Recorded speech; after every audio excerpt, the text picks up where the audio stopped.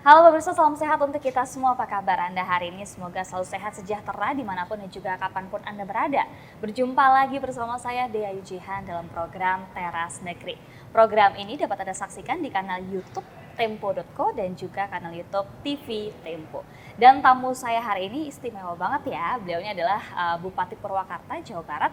Ada Ambu Ana Ratnamustika. Halo, apa kabar Ambu? Baik, apa kabar? Sehat Teh juga, Jihan yang cantik.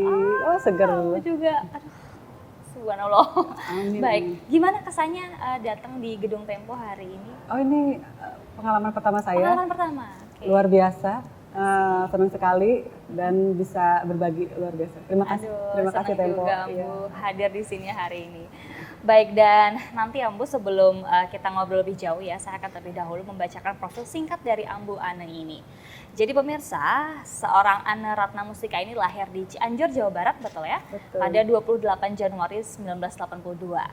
Wanita berdarah Sunda ini sejak awal sudah memiliki prestasi yang gemilang. Apakah itu? Jadi di tahun 1999, Ibu Ana ini menjuarai sebuah ajang Mojang Purwakarta dan berhasil menyabet juara pertama begitu ya. Latar belakangnya ini berasal dari tanah Cianjur yang berhasil membuat dia dekat dengan adat Sunda. Hal tersebut menjadi salah satu aspek yang menentukan para juri dalam menilai Ana ini. Ibu Ana juga pernah menjabat sebagai ketua tim penggerak PKK Purwakarta. Kerjasama yang dibuat dengan dinas terkait berhasil menciptakan Galeri Nenong. Mantap. Galeri tersebut kini diisi dengan aneka hasil kerajinan dan kreativitas dari warga Purwakarta yang dijual dengan harga yang cukup bersaing. Kemudian sejak dilantik pada tahun 2018, kini Ibu Ana bersama wakilnya Aming memimpin Kabupaten Purwakarta hingga 2023 mendatang. Nah, bagaimanakah kira-kira Ana menyelesaikan dan melanjutkan pembangunan di Purwakarta ini? Kita akan langsung berbincang dengan Ibu Bupati Purwakarta, tentunya Ibu Ana Ratnamustika. Nah, mungkin sebelum kita ngobrol yang serius-serius nih ya, Bu ya, boleh dong cerita pengalamannya sedikit waktu dulu Iya. menang di Mojang Jajaka Purwakarta, akhirnya dapat juara pertama, itu gimana? Jadi sebetulnya saya datang kan dari Cianjur ke Purwakarta, belum begitu banyak teman yang ada. Akhirnya saya searching waktu itu cari-cari informasi lah gitu. Kira-kira saya mau gabung ke kelompok Atau komunitas, komunitas apa gitu ya? apa gitu ya. Dan ternyata saya masuk ke Paguyuban Mojang Jajaka. Nah, kebetulan beberapa bulan ke depan itu akan ada pemilihan. Ya, saya iseng-iseng lah daftar gitu ya. Karena lebih identik soal budaya gitu kan, kearifan lokalnya, kalau Mojang itu kesundaannya gitu. Akhirnya mungkin itu yang menjadi ini apa? Nilai Iya. paling tinggi ya. Ya alhamdulillah, terima kasih juri. 99 itu tahun. Wow, luar biasa. Hampir berapa tuh? Udah lama Udah lah pokoknya. lama, iya. Luar biasa ya. Baik, dan kalau ngomongin soal Purwakarta sendiri nih Ambu, mungkin boleh dijelaskan juga soal program percepatan pertumbuhan ekonomi pasca pandemi ini kan 2 tahun lah ya. Iya. Kita melewati pandemi ini. Seperti apa saat ini kondisinya Purwakarta? Memang pandemi kemarin betul-betul berdampak sangat besar terhadap perekonomian masyarakat Kabupaten Purwakarta ya. Di mana kita waktu itu sedang membangun fondasi ekonomi masyarakat yaitu melalui UMKM. Karena sektor pariwisata kita itu sedang meningkatnya gitu ya. Orang seneng kan karena kita dekat dengan ibu kota Jakarta dan juga dekat dengan ibu kota provinsi gitu. Jadi betul-betul Purwakarta itu letaknya strategis gitu. Tetapi waktu itu pandemi kemudian harus kita hadapi dan sektor UMKM itu sangat-sangat terdampak. Karena pariwisata itu kan memberikan efek domino, termasuk adalah salah satunya perkembangan UMKM. Nah, hari ini dengan terus kita memotivasi, kita ingin bahwa mendorong para pelaku UMKM ini untuk juga kemudian bangkit lah gitu ya dari keterpurukan dampak dari pandemi COVID-19. Pariwisata masih menjadi salah satu daya tarik wisatawan untuk masuk ke Purwakarta dan kemudian mereka membelajarkan gitu ya dengan produk-produk lokalnya yang dikelola oleh atau yang dihasilkan oleh para pelaku UMKM ini. Baik, jadi unggulannya ini adalah pariwisata. Kalau boleh tahu, Ambu, apa aja sih yang benar-benar ikonnya wisata di Purwakarta? Di Purwakarta banyak sebetulnya ya, tetapi yang memang sudah kemudian orang melihat itu Purwakarta itu pasti air mancur Sri Baduga. Sri Baduga. Situ Bulet Dulu itu adalah ada situ di tengah-tengah kota, kemudian dibuatlah untuk atraksi air mancur yang kemudian menyesuaikan dengan irama musik dan permainan lighting gitu ya. Nah itu menarik karena tapi hanya bisa kita tayangkan di malam hari. Nah pertanyaan kita, wisatawan itu harus datang ke Purwakarta dari pagi supaya waktunya itu lebih banyak mereka stay di Purwakarta. Akhirnya kita kolaborasikan antara Air Mancur Cibaduga dengan beberapa tempat pariwisata yang dikelola oleh Kompepar seperti pariwisata alam, pariwisata kuliner, kemudian juga pariwisata edukasi. Bahkan terbaru kemarin saya launching adalah pariwisata religi. Gitu ya. Ya, karena juga banyak juga wisatawan yang datang untuk berwisata religi ya. Ziarah lah kalau orang Purwakarta bilangnya ziarah. Nah ya alhamdulillah hari ini kita sedang dorong itu kembali supaya bisa seperti sebelum terjadinya pandemi COVID-19. Luar biasa ya pariwisata. Terus kemudian kuliner juga tadi. Kuliner, sate Marangi. Sate Marangi, aduh. Ada simping Purwakarta, banyak sekali. Aduh harus banget berkunjung ke sana nih ya. Harus, Teh Jian harus ke sana dan mencicipi sate Marangi kita. Aduh, mantap ya, pokoknya. betul. Nantikan aja nih Ambu ya. Ditunggu ya. Baik. Nah Ambu, saya juga dapat informasi kalau beberapa waktu yang lalu nih Purwakarta ya, di waktu Ambu begitu berhasil mendapatkan penghargaan Manggala Karya Kencana. Itu apa sih Ambu sebetulnya? Sebetulnya Manggala Karya Kencana diberikan oleh BKKBN Republik Indonesia kepada saya selaku Bupati atas kemudian kinerja kita dalam upaya terus meningkatkan cakupan program keluarga berencana, termasuk adalah pemasangan alat kontrasepsi. Waktu itu yang saya tawarkan bahwa kita mempunyai inovasi dengan memberikan pelayanan jemput bola kepada pasangan usia subur yang ada di perusahaan-perusahaan. Nah, karena kan kendalanya mereka bekerja dari hari Senin sampai Sabtu, hari kerja, sedangkan pelayanan kita ke masyarakat itu dibatasi hari kerja dari Senin sampai Jumat. Nah, jelas itu tidak akan bertemu. Betul. Gitu kan, mereka ada di dalam sebuah perusahaan yang tidak mungkin bisa keluar kecuali ya ada izin lah gitu. Untuk memudahkan mereka terlayani, karena di Purwakarta itu untuk pemasangan alat kontrasepsi itu sudah kita grafiskan, sudah tidak bayar. Masyarakat itu boleh memilih gitu kan dari sekian banyak alat kontrasepsi, mau MKJP maupun yang lainnya seperti MOP gitu ya. Itu bisa didapatkan di mana? Bisa didapatkan di fasilitas kesehatan gratis. Tapi kan fasilitas kesehatan kita buka itu kan hari kerja. Betul. Mereka di dalam kan kerja gitu kan di industri. Akhirnya kemudian melalui dinas terkait DPPKB saya membuat program ya. Kita akan jemput bola. Kita siapkan nakesnya, kita siapkan alat-alatnya, tetapi kita minta perusahaan untuk menyiapkan tempat gitu, baik kita untuk melayani pasangan usia subur yang menjadi karyawati dari perusahaan tersebut. Alhamdulillah responnya baik, perusahaan menyambut dengan baik, kemudian bahkan beberapa perusahaan memberikan dispensasi setelah mereka dilayani, seperti pemasangan IUD kan harus istirahat, atau implan itu juga harus diistirahatkan kan. Mereka dibolehkan pulang, responnya baik, luar biasa. Dampaknya adalah bahwa kemudian sektor aktif gitu ya. Kalau pasangan usia subur yang sudah di KB itu kita sebut dengan sektor aktif. Sektor aktif kita cakupannya naik 3 kali lipat. Yang artinya bahwa yang ber-KB lebih banyak.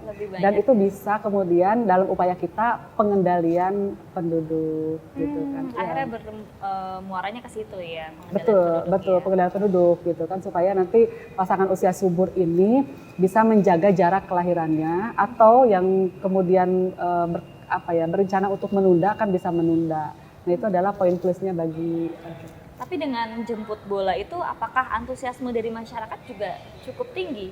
Alhamdulillah, betul. Alhamdulillah kita kan ada dua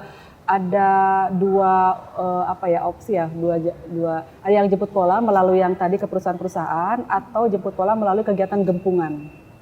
Gempungan juga kita ke desa-desa, kita juga bawa alatnya semuanya, kemudian orang di desa itu bisa dilayani, tidak usah ke fasilitas kesehatan. Nah, opsi yang normatifnya adalah ya dilayani di fasilitas kesehatan seperti puskesmas, atau kemudian kalau di Purwakarta ada yang namanya Saung Ambu. Saung Ambu itu adalah tempat praktek dokter yang kita tempatkan di daerah-daerah terpencil atau di klinik-klinik yang sudah kerjasama dengan pemerintah daerah. Nah itu yang normatifnya seperti itu. Tetapi ada juga yang kita lakukan tadi jemput bola. Oke, baik. Itu akhirnya mendapatkan Manggala Karya Kencana ya. Kencana. Dari kementerian? Dari BKKBN Republik Indonesia. Itu secara angka berarti di nasional paling tinggi atau gimana? Ya, kita LPP kita laju pertumbuhan penduduk kita di bawah 1% year on year. Ya, year on year itu kita di bawah 1%, tepatnya 0,9%. Dan kita akan terus galakan program KB ini supaya tadi program pengendalian penduduk itu bisa berhasil. Luar biasa. Dan kemudian selain soal itu ya tadi pengendalian laju pertumbuhan penduduk, program apa lagi nih Ambu yang luar biasa? Saya pernah dengar soal Ceati. Itu tuh apa? Dari namanya kan seru banget ya? Ceati ya, kayak orang Sunda gitu. Iya. Ce itu kan sebutan orang Sunda kakak. Ada teteh, ada ece gitu kan. Itu adalah sebutan kakak perempuan orang Sunda.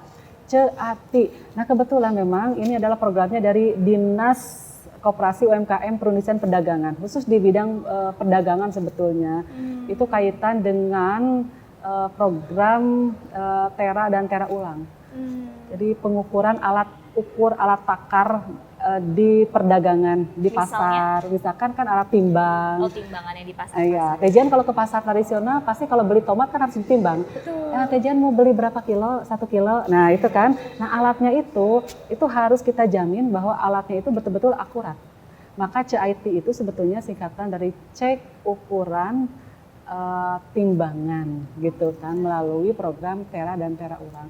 Arahnya adalah bahwa kita ingin menjamin Kabupaten Purwakarta di seluruh sektor terutama perdagangan itu betul-betul dapat menjamin konsumen dari alat takar dan alat timbang yang tadi dimaksud gitu ya. Baik.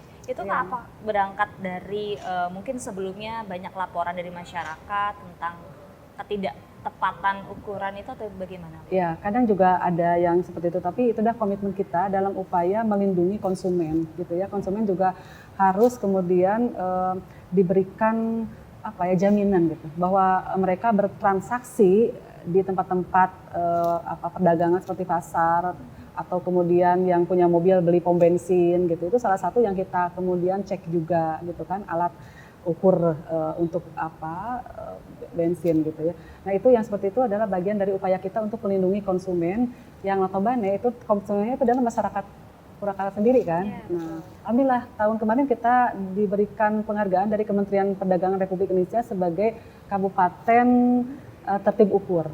Ya. Tahun ini rencananya tanggal 30 Agustus 2022 juga saya menerima kedua kalinya dari Kementerian Perdagangan Republik Indonesia sebagai daerah tertib ukur.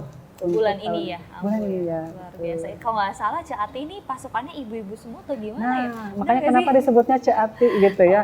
Nah karena kita memberdayakan kader. Kan waktu itu bidang meteorologi ini gitu kan, ini kan baru kita limpahkan dari Provinsi Jawa Barat. Nah kemudian kita belum mempunyai sumber daya manusia yang mencukupi dari target yang banyak sekali gitu kan. Pasar-pasar tradisional di Purwakarta itu kan banyak. Kemudian juga tempat-tempat untuk transaksi perdagangan juga banyak gitu. Nah sumber daya manusia yang ada di bidang meteorologi tepatnya di bawah DKUPP kita itu tidak sebanding daripada kemudian tugas yang diberikan. Akhirnya saya memberdayakan kadernya bisa dari kader PKK, kemudian juga kader yang lainnya, kader penggerak desa gitu. Yang penting mereka perempuan. Kenapa harus perempuan? Karena biasanya kalau perempuan itu lebih bagus komunikasinya ya. Betul. Nah itu kan kalau mengecek alat itu, kadang-kadang ada yang tidak suka gitu ya. Tapi akhirnya itu menolak gitu ya. Tapi dengan kelihayannya komunikasi ibu-ibu gitu, akhirnya semuanya respon gitu. Itu nggak ada masalah sampai hari ini. Kita berdayakan para Ceati ini ya disebar ke seluruh tempat-tempat transaksi perdagangan untuk mengukur keakuratan daripada alat takar, ukur dan timbangan. Wah ini kalau udah dipegang ibu-ibu, aduh Ibu-ibu udah sudah deh, tidak usah dilawan deh ibu-ibu. Nggak usah dilawan ya. Iya betul. Baik, Ambu itu tadi soal Caati begitu ya. Ini ada juga program Gempungan. Tadi sudah sedikit dibahas ya. Ya. Atau mungkin boleh dijelaskan lagi Gempungan ini apa dan bagaimana manfaatnya juga seperti apa? Jadi Gempungan itu adalah program pelayanan publik kita, tapi sifatnya tadi jemput bola. Biasanya kalau masyarakat kan ingin mendapatkan pelayanan, contoh misalkan di bidang administrasi kependudukan. Ada masyarakat Purwakarta yang mau membuat KTP, akte, kemudian akte lahir atau kartu keluarga memperbaiki, harus datang ke kantor di Dukcapil. Betul. Nah, kalau yang dari jauh dari desa kan kasihan mereka. Akhirnya kita datangkan justru kita yang datang ke desa tersebut untuk melayani masyarakat. Petugasnya ini artinya ya? Petugas, alatnya, semuanya. Karena kan sistemnya sudah online ya, jadi perangkatnya kita juga datangkan gitu. Jadi contoh misalnya kita membuat KTP kan kalau ada perekaman dengan foto, berarti saat itu alat rekam itu dan ini harus dibawa ya, lengkap ya. Gitu ya, pelengkapnya. Tapi di Gempungan ini banyak juga Tejian, jadi bukan hanya administrasi kependudukan juga. Ada 51 pelayanan dari 25 dinas, lembaga, instansi yang bergabung dengan kita. Jadi bukan hanya dinas di bawah pemerintah daerah, tapi instansi vertikal juga bergabung dengan kita. Contoh misalkan untuk pembayaran premi BPJS yang umum gitu, itu BPJS dihadirkan.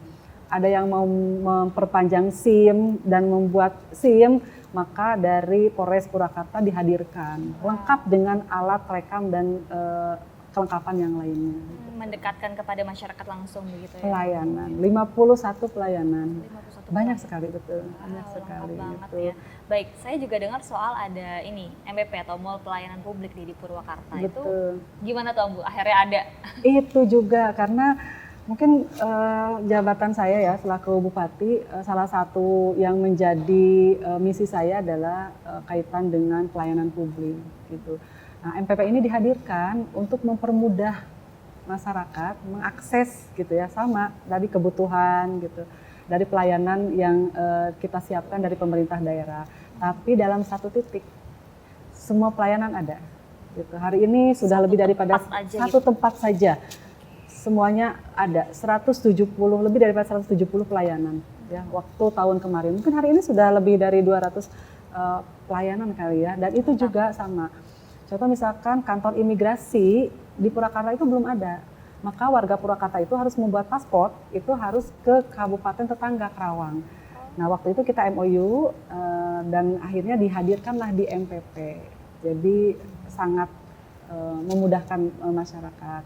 Dan kemudian juga OSS untuk pelayanan perizinan. Biasanya kan kalau pelayanan perizinan itu agak ribet ya, alur birokrasi itu agak begitu panjang katanya orang yang yang mengajukan, mengurus. Nah, rekomendasi dari beberapa teknis biasanya dari kantor ke kantor dinas itu kan lumayan cukup jauh. Hari ini dihadirkan di satu tempat, jadi sangat memudahkan. Oke, prinsipnya sama dengan Gempungan tadi, memberikan pelayanan dan mendekatkan kepada masyarakat. Bahkan lebih banyak pelayanannya. Yang terbaru adalah warga masyarakat Purwakarta yang akan mencatatkan pernikahannya, bahkan menikah secara gratis, ada juga di MPP. Langsung datang aja ke MPP. Datang saja ke MPP, betul. Baik Ambu. Nah Ambu, ini ada juga program medis operasi wanita dan medis operasi pria. MOP dan MOP itu adalah salah satu ini ya, pelayanan KB. Pelayanan KB. Kalau orang desa itu selalu mengenalnya dengan sterilisasi. Sterilisasi ya betul. Ininya bahasa medisnya MOE dan MOP. Nah, MOE dan MOP itu adalah salah satu pilihan kalau misalkan dari sekian banyak produk alat kontrasepsi tidak ada yang cocok.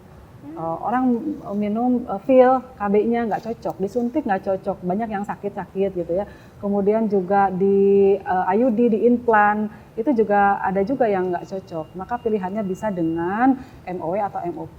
Jika memang pasangan tersebut sudah memutuskan sudah tidak akan menambah lagi anak gitu ya. Jadi itu adalah terakhir lah gitu, pilihan terakhir dari sekian banyak alat kontrasepsi. Nah ini juga responnya ternyata Hari ini banyak, saya juga kaget.